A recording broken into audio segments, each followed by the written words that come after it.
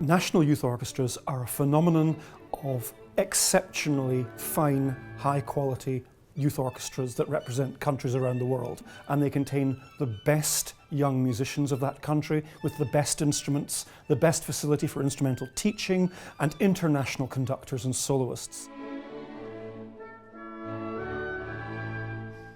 I was sitting at a table in a bar having fish and chips in 2008 in Edinburgh in Scotland, and I was flicking through a newspaper on the table, and there was a headline that said, "Iraqi teen seeks maestro for youth orchestra." It was from a 17-year-old musician called Zuhal Sultan, and she was living in Baghdad.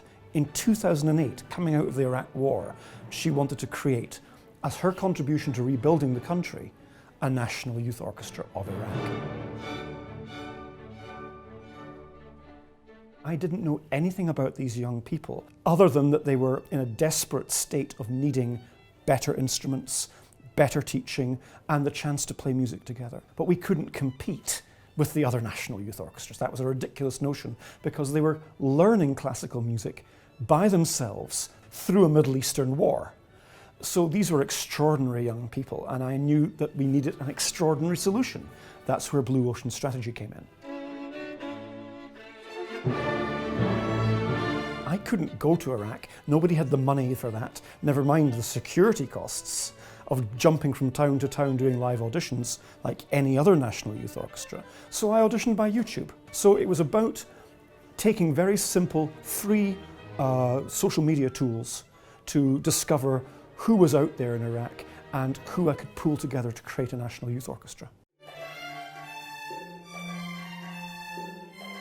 We did not have the capacity to compete on the level of perfectionism and excellence and sophistication of many European national youth orchestras. So one of the things that I decided we must do is represent Iraq musically, Sunnis, Shiites, Kurds, Arabs, all the diversity of Iraq together into one powerful musical organism. We asked Kurdish and Arab Iraqi composers living in Iraq to write orchestral music for us, which we then premiered alongside Mozart and Haydn and Beethoven. And that was key to our differentiation. That was key to creating the shift that set us well apart, along with the peacemaking and reconciliation from the other youth orchestras. Really, the key to motivating the orchestra to take on board this new model of a youth orchestra was to present them as their country's authentic diplomats.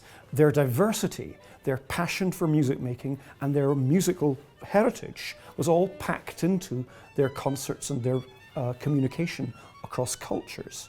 So for me, it was about giving them the opportunity to step on a plane and fly to Bonn in Germany, or Aix-en-Provence in France, or Edinburgh in Britain, and become the new face of Iraq after the war. Not terrorism, not war, not corruption, but young, highly talented young people with a tremendous diversity of culture.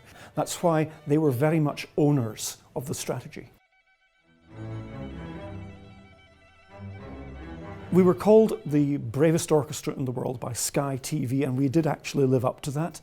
Myself and my tutor team who flew into Iraq would be there for a couple of weeks, but the real courage was actually the young Iraqis who came together from different towns and then went back home to the daily terrorism, to the increasing religious oppression. So they were facing daily challenges, and that in itself was an act of huge courage. But then to leave Iraq and become internationally spotlit as, international Iraqi diplomats, that was really putting their necks on the line.